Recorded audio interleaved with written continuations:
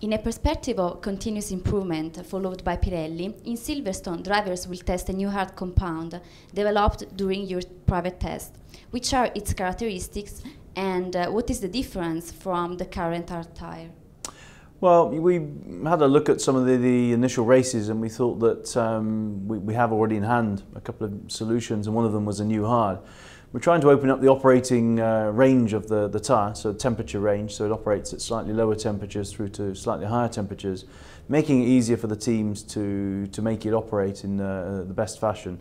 Having said that, we may not use it. It's an opportunity for us to test, and we always have to be careful making changes during the season, because at the moment we have a great challenge for the teams with the tyres. But if we give a product that maybe makes it easier for some teams and a team starts winning or starts making better performances, we could be accused of helping them. So we have to be very careful with changes during the season. So for the moment it's just for us for testing.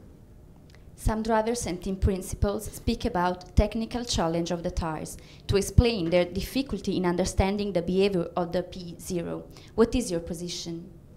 Well, it's a combination of the changes we made actually during the closed season. So when we came to this year, we made some changes to the three compounds, the soft, medium and hard tyres, and the profile of the tyres. But also the cars changed dramatically. And what's changed on the cars, of course, is the rear blown diffuser is no longer being used. That's changed not only the downforce at the rear of the car, but also changing the balance between front and rear. For example, if we test the same tyres on the 2010 car, we don't see a lot of the challenges the current teams are having. So what they're trying to find is a balance between temperature, front and rear tyre. So they want to try and have temperatures close together. Sometimes we're talking of over 20 degrees difference front to rear, which is why you see cars weaving and sometimes drivers talking about not having temperature in their front tyres.